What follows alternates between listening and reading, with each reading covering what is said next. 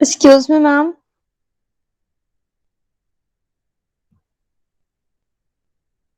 Hello.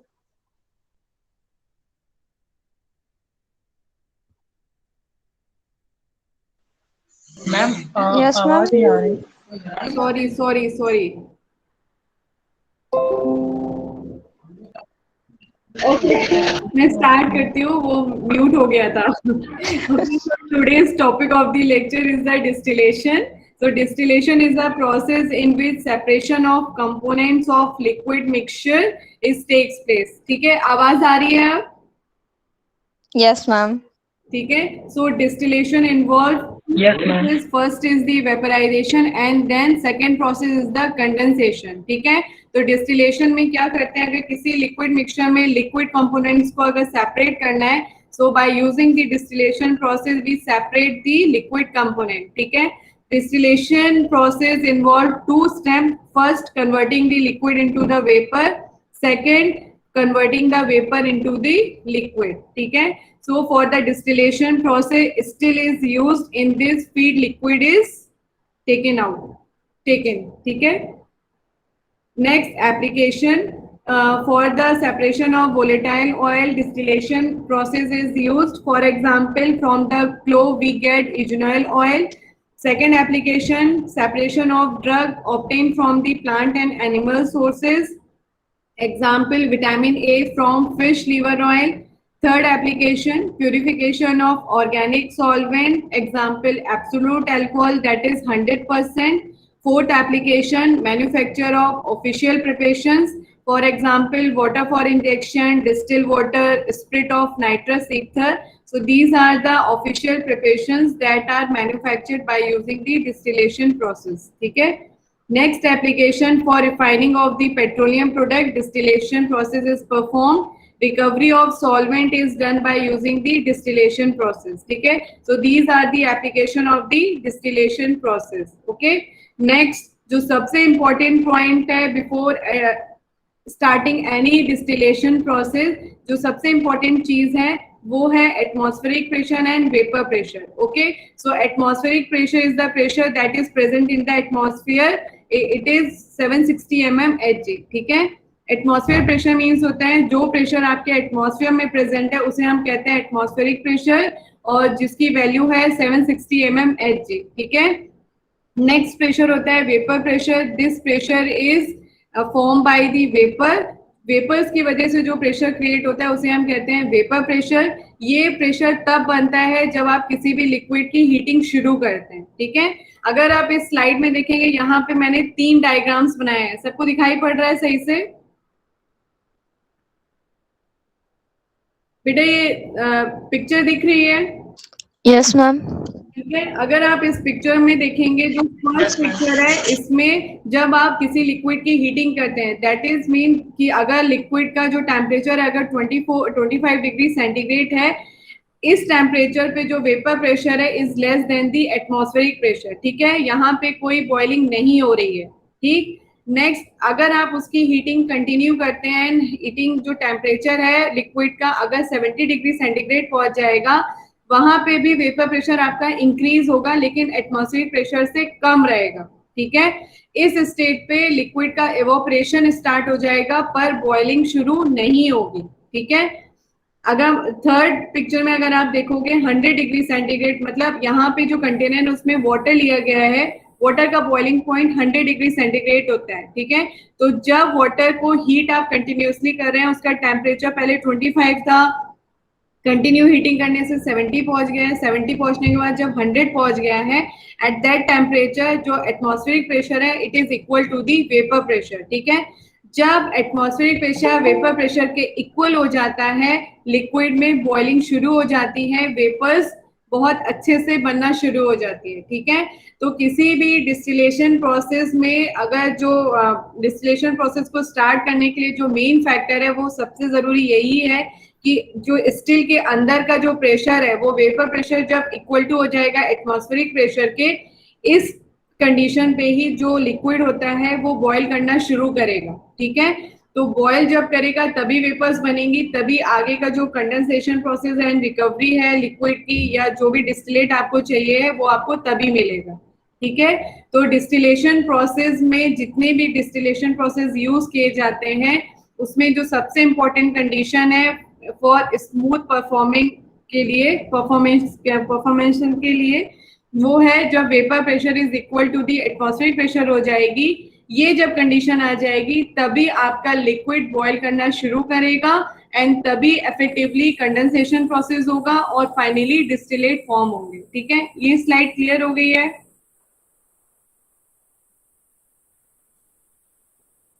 बेटा ये slide clear हो गई है? Yes, ma'am. ठीक है, तो एक चीज याद रखिएगा, एक कंडीशन आती है बॉइलिंग पॉइंट मींस होता है वो पॉइंट जहां पे कोई भी लिक्विड या सॉल्वेंट बॉयल करना शुरू करता है। ठीक है, कोई भी लिक्विड बॉयल करना तभी शुरू करता है जब vapour pressure is equal to the atmospheric pressure हो जाता है, लिक्विड बॉयल करना शुरू कर देता है। ठीक है, तो यहाँ पे जितने भी डिस्टिलेशन प्रोसेस मेंशन किए गए हैं उसमें एक ही कंडीशन को मेंटेन किया गया है, vapour pressure is equal to the atmospheric pressure. ठीक है, इस कंडीशन को मेंटेन करने के लिए हर डिस्टिलेशन यूनिट में थर्मामीटर रखा जाता है जो टेम्परेचर को मेंटेन करने में हेल्प करता है। ठीक है, so there are three components of distillation unit. First is the still, second is the condenser and third is the receiver. ठीक है, so in still जो feed liquid है और liquid mixture उसे रखा जाता है। Second is the condenser. Condenser is used for converting the vapor into the liquid and in the receiver जो distillate form होते हैं उन्हें रखा जाता है। ठीक है, जो whole distillation unit होती है ये 3 component से मिलके बना होता है। ठीक है बेटा, सबको मेरी आवाज आ रही है? Yes ma'am. Yes, ma'am. अगर आप Yes, ma'am. को ध्यान से देखेंगे जो कंडेंसर है there is one outlet, there is 2 points. ठीक है, for one is for water inlet and one is for water outlet. ठीक है, ये जो इनलेट एंड आउटलेट पॉइंट्स दिए जाते हैं कंडेंसर में ये इसीलिए दिए जाते हैं ताकि कंडेंसर का टेम्परेचर मेंटेन रहे। ठीक है,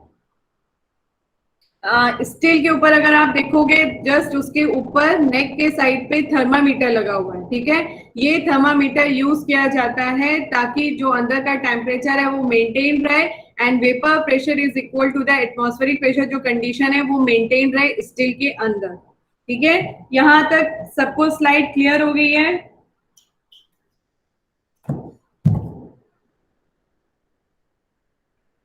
बेटा यहां तक स्लाइड क्लियर हो गई है?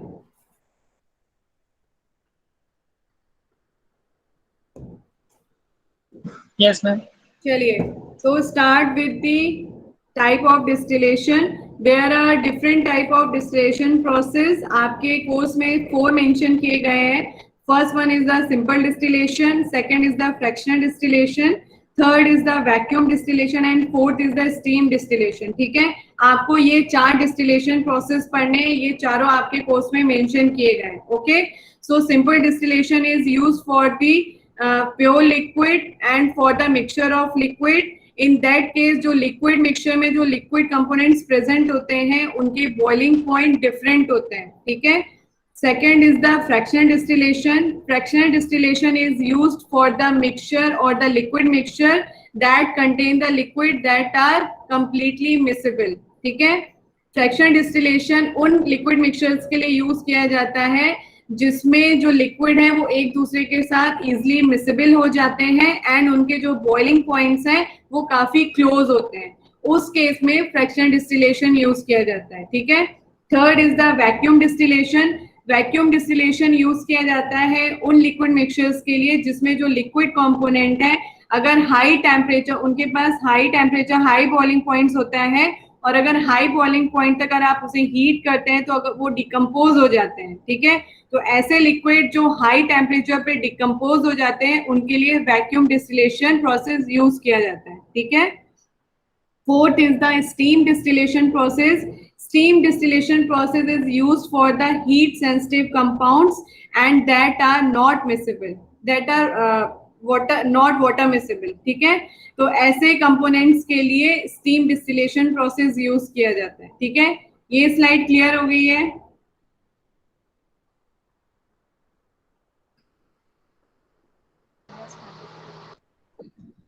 चलिए start with the simple distillation process. एक बार मैं एक तो मतलब एक आउटलेट बता देती हूँ इसका, सिंपल डिस्टिलेशन का।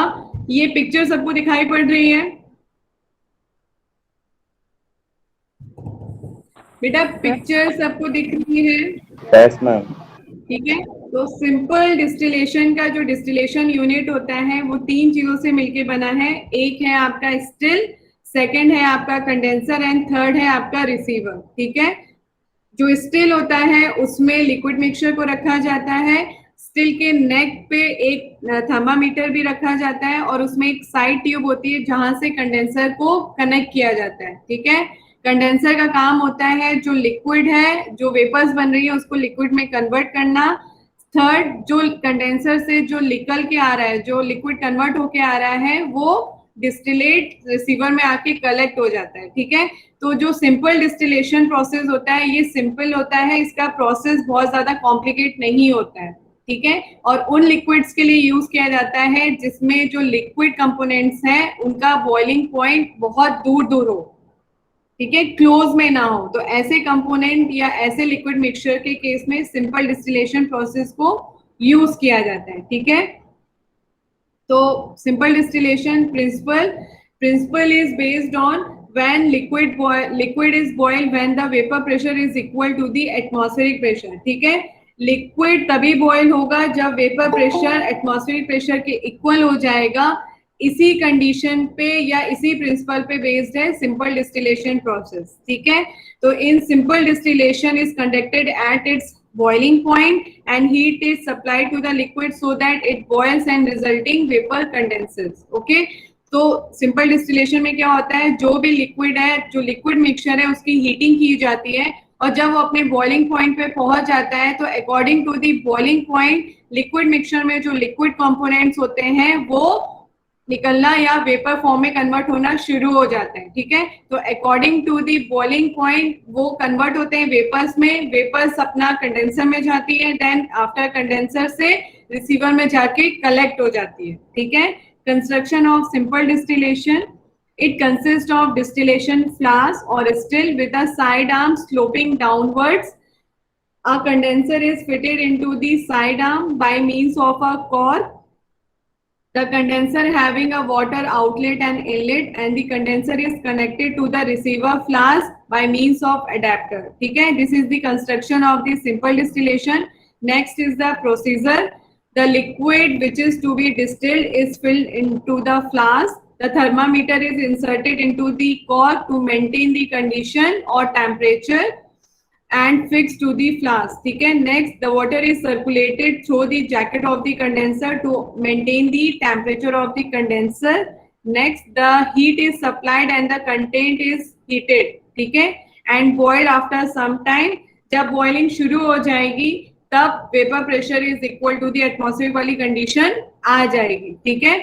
The vapor rises up and passes down the side arm into the condenser and the temperature rises rapidly, ठीक है, and reaches a constant value. The temperature is equal to the boiling point of the liquid and finally the vapor form are condensed and collected into the receiver, ठीक है। So this is the procedure of the simple distillation.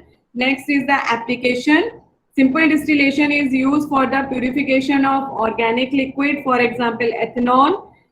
Next, separation of liquid from the non-volatile solid, for example extract.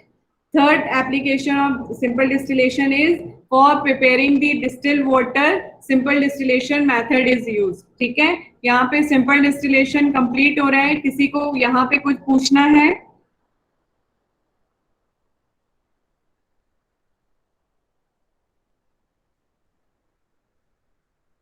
बेटा किसी को कुछ पूछना है?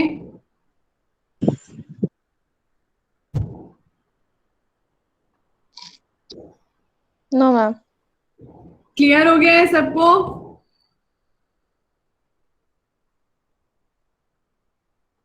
बेटा बाकी लोग बताइए, क्लियर हो गया है सिंपल डिस्टिलेशन? मैं आगे कंटिन्यू करूं? मैम कंटिन्यू करिए। Yes ma'am. चलिए ठीक है।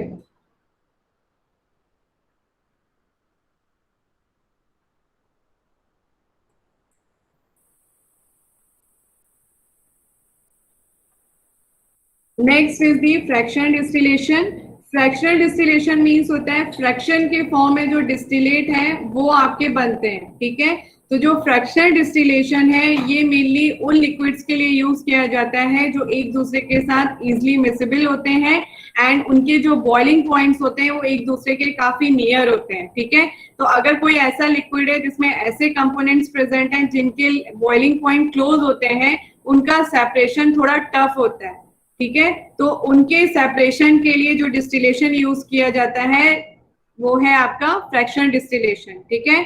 कंडीशन सेम है in case of fractional distillation, same thing है कि जो वेपर प्रेशर है is equal to the atmospheric pressure, इस कंडीशन को मेंटेन करना है, ठीक है। ये जब कंडीशन मेंटेन होगी तभी आपका efficiently distillation process carried out होगा, ठीक है। तो in case of fractional distillation two miscible liquids are mixed together and जो दोनों लिक्विड हैं वो एक दूसरे के लिए सॉल्यूट या सॉल्वेंट की तरह एक्ट करेंगे। इन केस ऑफ ये जो आपके लिक्विड मिक्सचर है इसमें क्या होगा, जो लिक्विड है, ठीक है, जो लिक्विड मिक्सचर है उसमें आपके एक से ज्यादा लिक्विड कंपोनेंट प्रेजेंट होंगे, ठीक है। तो ये जो लिक्विड कंपोनेंट जो प्रेजेंट होंगे ये अपना अपना एक वेपर प्रेशर क्रिएट करेंगे। ये लाइन क्लियर हुई बेटा?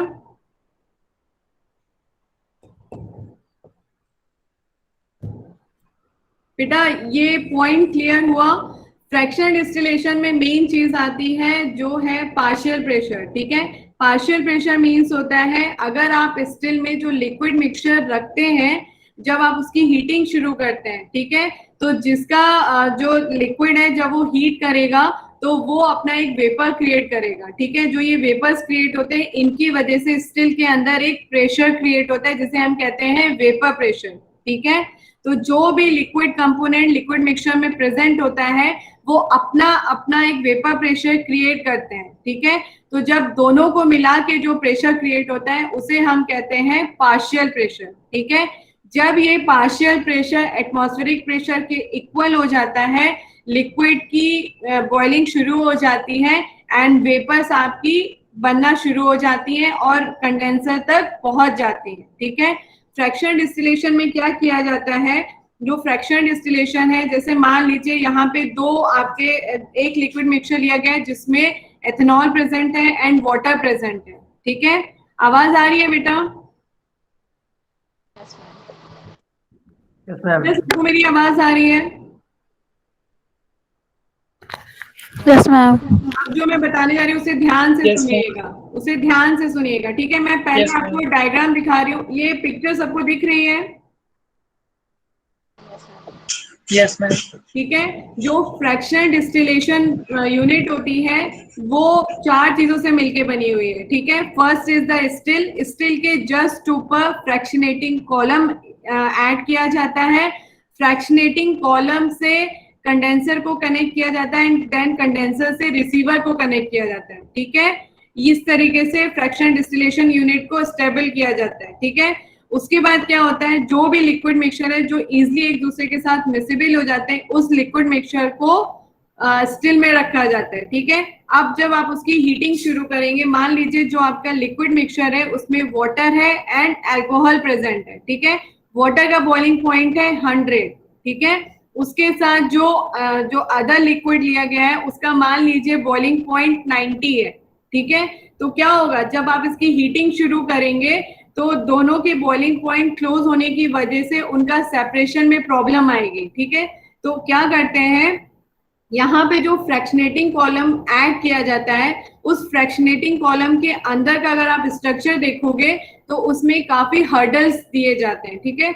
हर्डल्स को इसीलिए दिया जाता है ताकि आपका जो सेपरेशन हो सके वो एफिशिएंटली हो पाए, ठीक है। तो इसीलिए अगर आप देखोगे यहाँ पे इस स्लाइड में मैंने साइड में 4 टाइप्स के फ्रैक्शनेटिंग कॉलम यहाँ पे शो किए हैं, दिख रहे हैं सबको? पहला है younger pear shape column, Hempel column, simple pack column and bubble plate columns. ठीक है, ये जो फ्रैक्शनेटिंग कॉलम्स होते हैं ये आपके इस तरीके से डिजाइन किए जाते हैं कि उसके अंदर डिफरेंट हर्डल्स प्रेजेंट होते हैं। ठीक है, हर्डल्स इसीलिए बनाए जाते हैं, हर्डल्स मीन्स हो गया रुकावट।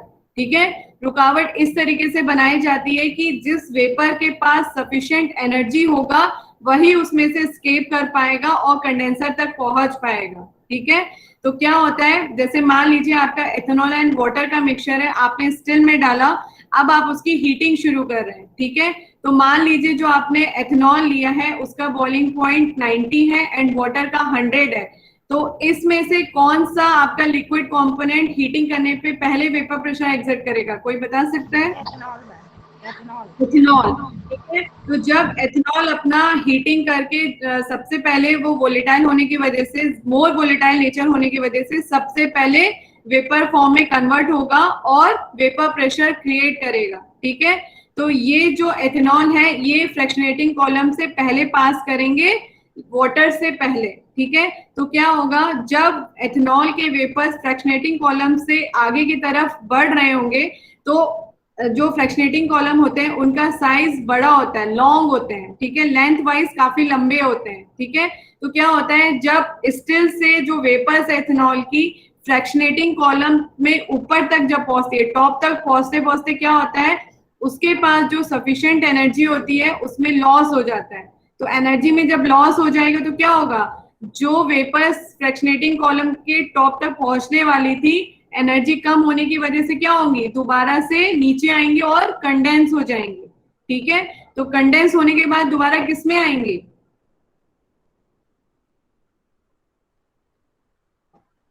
बेटा आवाज आ रही है सबको? कंडेंसर से Yes, होते ma'am. हैं। कंडेंसर में नहीं जा रही है, यहाँ पे सिर्फ स्टिल से एथेनॉल की वेपर्स फ्रैक्शनेटिंग कॉलम तक पहुंची है। ठीक है, फ्रैक्शनेटिंग कॉलम में जब जाते जाते मतलब नीचे से वो ऊपर की तरफ जा रही है, जो मूवमेंट है वेपर्स का, एथेनॉल की वेपर्स का, वो नीचे से ऊपर की तरफ है। ठीक है, लेकिन नीचे से ऊपर जो फ्रैक्शनेटिंग कॉलम की अगर लेंथ देखोगे तो वो काफी लंबी होती है। ठीक है, तो जब वेपर्स के पास जितनी एनर्जी होगी वो उतना ही ट्रेवल करेगा कॉलम में। तो क्या होता है, जो वेपर्स जिसके पास वेपर प्रेशर होता है या हीट एनर्जी जो प्रेजेंट होती है वेपर्स में, उसी के हिसाब से वो फ्लक्चुएटिंग कॉलम में ट्रेवल करती है। तो नीचे से ऊपर जाते जाते उसकी एनर्जी में काफी लॉस हो जाता है। लॉस होने की वजह से जो वेपर्स होती है दोबारा से रिटर्न हो जाती है, कंडेंस होके कन्वर्ट हो जाती है लिक्विड में और नीचे की तरफ दोबारा से स्टिल की तरफ जाने लगती है।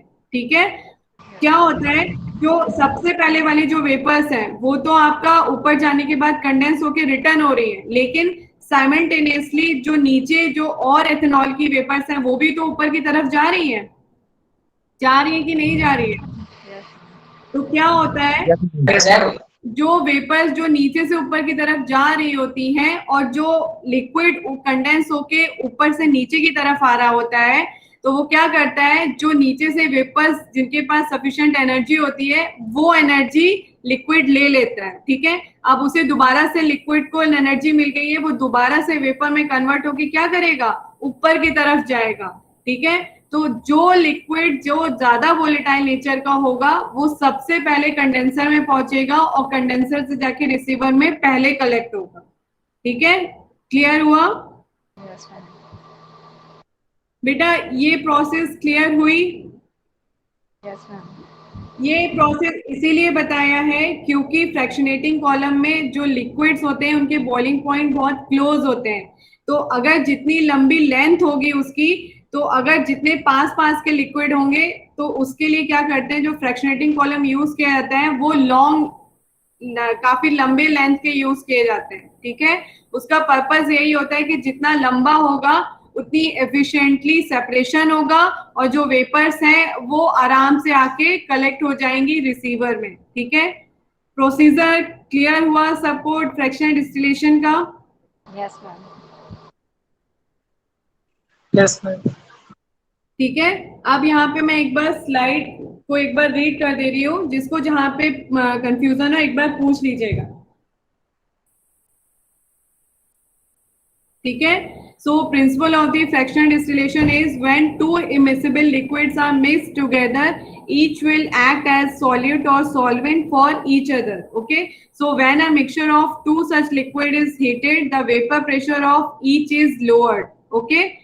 The pressure exerted by each liquid in the mixture is called as partial pressure. ठीक है. तो हर लिक्विड की वजह से जो प्रेशर एक्सर्ट हो रहा है, तो जो टोटल प्रेशर आता है उसे हम कहते हैं पार्शियल प्रेशर. ठीक है. The liquid boils when a sum of partial pressure is equal to the atmospheric pressure. आपका liquid boil करना शुरू कर देगा. ठीक है. The vapors arising from two miscible liquid at boiling point is richer in the component exerting the greater partial pressure. Means जो miscible liquid जो ज्यादा volatile nature का होगा, जो सबसे पहले vapor form में convert होगा, उसका amount ज्यादा होगा. ठीक है. यहाँ पे principle clear हो गया है. बेटा प्रिंसिपल क्लियर हो गया है. Next is the construction. Fractionating column is fitted between the distillation flask और still and the condenser. Condenser and still के बीच में प्लेस किया जाता है फ्रैक्शनेटिंग कॉलम को. Fractionating column is use for the continuous separation of two miscible liquid. Long fractionating column is used for the mixture that having a boiling point quite closer to each other. Okay. And short fractionating column is used in case of liquid mixture that having a liquid component. उनके जो boiling point difference है वो जब ज्यादा होता है, उस case में short fractionating column यूज करते हैं. ठीक है. and long fractionating column हम तब यूज करते हैं जब liquid mixture में जो liquid component है उनका boiling point जब पास होता है. ठीक है. Next is the working. In fractional distillation, the mixture of miscible liquid is heated in the still. The vapors formed are allowed to pass through the fractionating column. Vapors of less volatile condense and return to the still, and vapors of more volatile are allowed to pass to the condenser. ठीक है. The vapors are condensed and collected in the receiver. Thus, the repeated distillation of distillate is carried out in order to get a pure product. Okay. Application of fractional distillation is used for separating miscible liquid having different boiling point. Second, alcohol is purified from the mixture of alcohol by using a Coffey's still. ठीक है. तो ये दो application है जिनके लिए fractional distillation को use किया जाता है. ठीक है. यहाँ तक क्लियर हो गया है.